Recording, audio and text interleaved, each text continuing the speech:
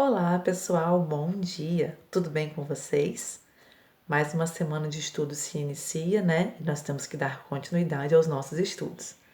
Hoje, segunda-feira, dia 1º de junho, e a gente vai estar dando continuidade às disciplinas de português e matemática no nosso livro didático, tá? Então eu peço para que vocês abram o nosso livro de língua portuguesa na página 93 e a gente vai fazer até a página 97 hoje, tá? Então vamos lá. Ficção e realidade. Nós sabemos que são duas coisas diferentes, né? Enquanto a ficção, né, é tudo aquilo que envolve o imaginário, a magia, né? A realidade não. A realidade é aquilo que realmente existe. Então vamos lá. Qual é a ideia? Quando você lê uma história, consegue se transportar para dentro do livro e vivenciar a narrativa juntamente com os personagens? Aí é uma resposta pessoal, né? No caso, a gente não precisa escrever, é só a gente refletir e pensar, né? Quando você lê alguma história, você consegue se imaginar dentro dela? Porque algumas histórias nos envolvem de um jeito que chegam a parecer reais, como se realmente tivessem ocorrido. É porque envolve todo o nosso sentimento, né? Aquela história que geralmente a gente gosta mais, né? É aquela que a gente consegue se ver dentro dela. O que diferencia uma história inventada de uma história real, né? Geralmente a história inventada vão ter coisas que envolvem a imaginação, a magia. Foi como eu falei com vocês. Geralmente as pessoas podem ser que voem, animais podem ser que falem. Então, envolve um monte de coisa que não existe. Já uma história real, né, vai envolver ali fatos que realmente podem acontecer na vida real, né? Então vamos lá. Ficção, história inventada. Para aprender. Às vezes, lemos uma história inventada, mas ela parece que aconteceu de verdade. Como isso é possível? Número 1. Leia o texto a seguir, contado por Serafina em seu diário, e procure refletir sobre essa questão, né? De como uma história inventada pode parecer real. Vamos lá. Querido diário, você não pode imaginar como foi linda a nossa festa. Eu nem sei se vou conseguir contar tudo direitinho. Tem certas coisas que a gente só conta direito falando mesmo, né? Mas assim mesmo eu vou tentar. Bom, a festa teve de tudo. Um bolão em forma de coração, coberto com suspiro e coco, que a minha mãe fez. 2 jarronas cheias de refresco de groselha, que a mãe da Juliana fez. E um montão de sanduíche de patê de mortadela, que a mãe do Serafim fez. De comida foi só isso, e estava uma delícia. O seu Manuel, dono de armazém, quando soube da nossa ideia, fez questão de dar copos e pratos de papel para a festa. E deu de graça mesmo. Falou que era presente dele para o seu nonô. Eles são muito amigos, sabe? Deu 1 dúzia de copos e 1 dúzia de pratos. Ah, e de garfinhos de madeira também. E um pacote de guardanapos de papel. Eu acho que foi só isso. Foi a gente mesmo que arrumou a casa do seu nonô, sabe? A minha mãe emprestou uma toalha para pôr em cima da mesa, a dona Alice fez um enfeite com margaridas para pôr num canto da sala, e a gente, quer dizer, eu, a Juliana, o Serafim, o Tavico, o Tadeu, a Liginha e a Lucinha, que são 2 irmãs gêmeas, sabe? E até a Rosalina, uma menina muito boazinha que se mudou para cá faz pouco tempo. O que é que eu estava falando mesmo?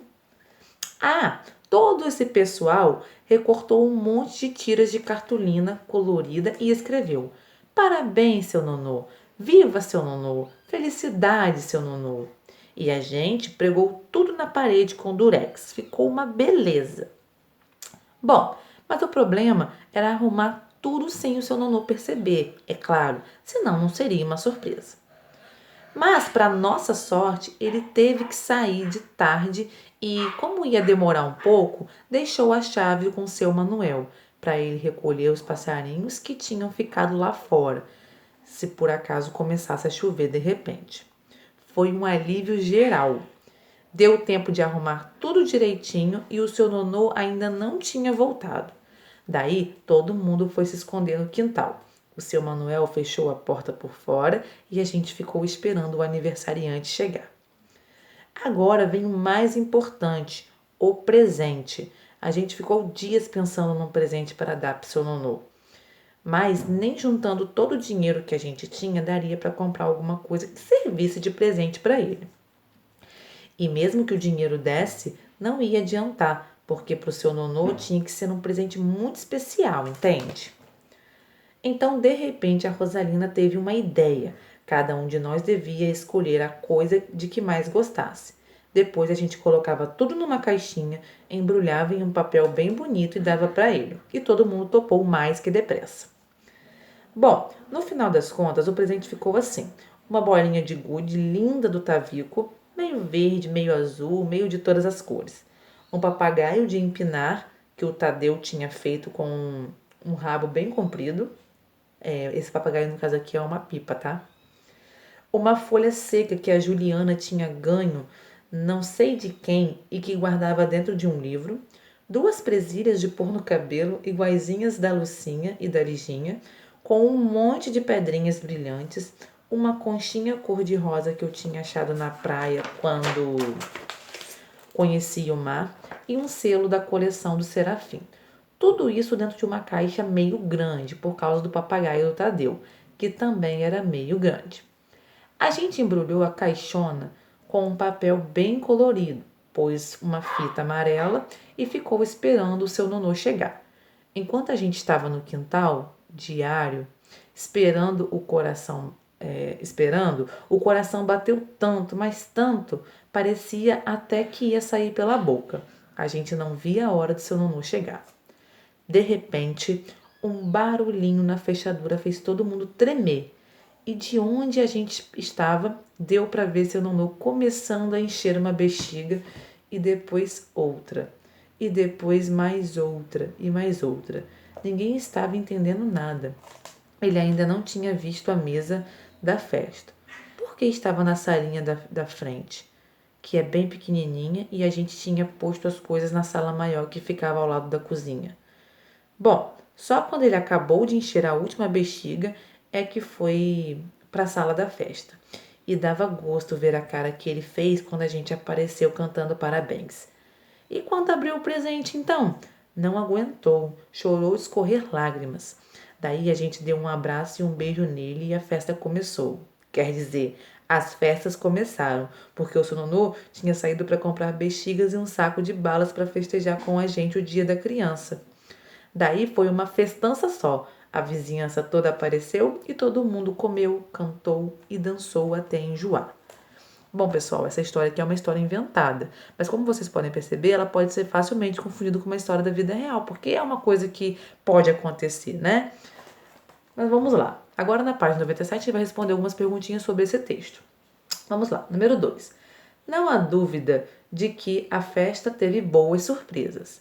Para quem foram as surpresas? Então, nós tivemos 2 festas. Se tivemos 2 festas, nós tivemos surpresas para 2 ocasiões diferentes, né? Que ocasiões foram essas? No caso, quem foi beneficiado com essas festas? 3. Qual é a data de aniversário do seu nonô? Justifique sua resposta. Você vai ter que reler o texto para descobrir em que dia ele faz aniversário. Né? A data não aparece especificamente, mas é comemorada junto com o Dia das Crianças, não é? Então, quando que é o Dia das Crianças? Aí você vê direitinho aí. Questão 4. De onde foram tiradas essas páginas de diário? Trata-se de um diário de verdade ou de um diário inventado, né? Aí você dá uma lidinha aqui na referência, né? Para você poder estar respondendo essa pergunta. 5. Quem escreveu esse livro também é a narradora do diário? Então, no caso aqui, vocês vão ver que essas páginas foram tiradas de um livro, ok? E aí, quem escreveu esse livro, né? Também narra a história? Ou são 2 pessoas diferentes? Autor e narrador são diferentes. Vocês vão ter que ver aí de acordo com a leitura. 6. Sobre a narradora, podemos afirmar que ela apenas observa as ações dos personagens e a narra. Ela participa da história e interage com os outros personagens, ou ela sabe tudo o que todos os personagens fazem e pensam.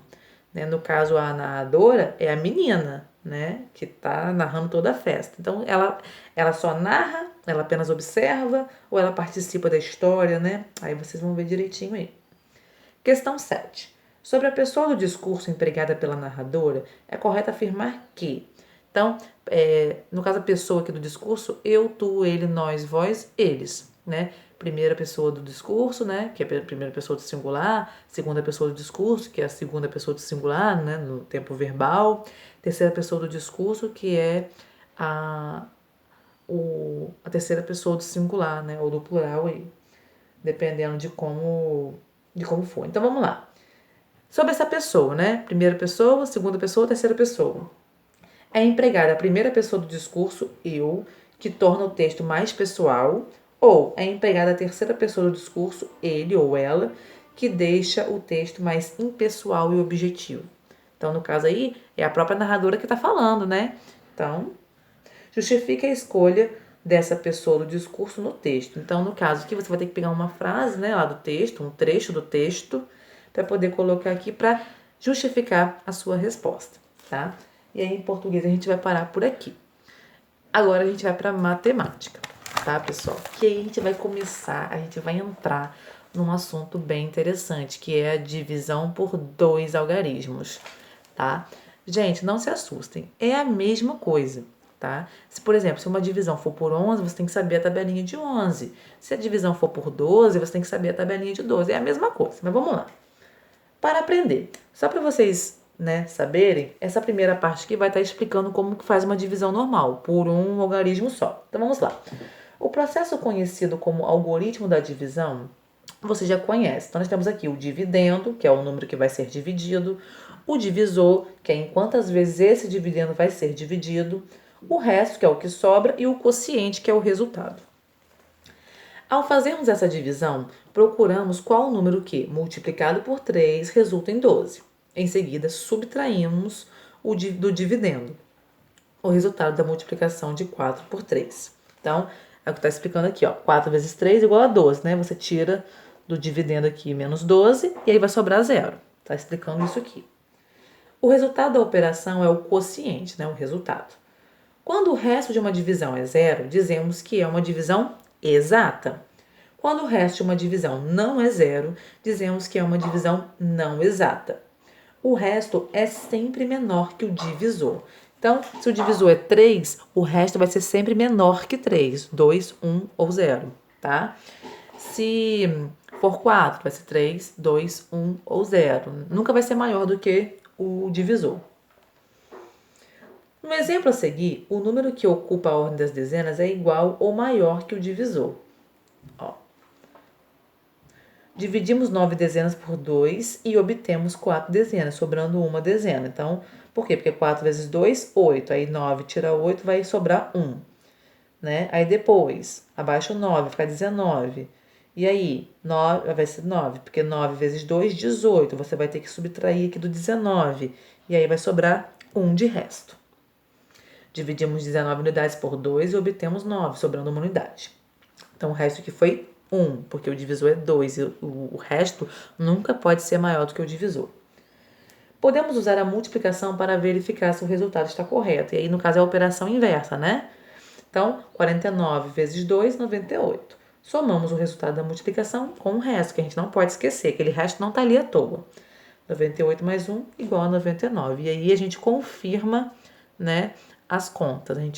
Uma confirma a outra aqui. Então, vamos lá. Vamos ampliar o estudo da divisão apresentando cálculos com dois algarismos no divisor. Então, aqui no caso, né, vai ser 855 dividido para 15. Então, se está dividindo para 15, a gente tem que conhecer a tabelinha do vezes 15. Aí você tem que fazer 15 vezes 1, 15 vezes 2, 15 vezes 3, para poder estar conhecendo e estar conseguindo trabalhar com esses números. Então, não conseguimos dividir 5 centenas por 15 e obter centenas. Por isso, dividimos o 85 dezenas por 15, sobram 10. Então, ao invés de pegar só o 8, a gente vai pegar o 85 para poder dividir. Sobram 10 unidades. Por quê? Porque 5 vezes 15, 75. Aí vão sobrar 10, tá? Aí aqui é dando continuidade. Aí agora sobrou 10, você vai ter que abaixar o 5, né? Aqui, porque aqui tá a primeira parte, aqui tá a segunda parte. Abaixou o 5, 105. Quanto vezes 15 vai dar 105? Vezes 7. Então, 7 vezes 15, 105. E aí não sobrou nada, tá? Observe outros exemplos. Então, aqui nós temos outros exemplos de divisão por dois algarismos. Então, 435 dividido para 12, 2.231 dividido para 23, 976 dividido por 14, tá? É o mesmo passo a passo. Então, aqui, se a divisão é por 12, tem que saber a tabelinha de vezes 12. Se a divisão é por 23, tem que saber a tabelinha de 23, para você poder trabalhar com os números aqui de cima, ok?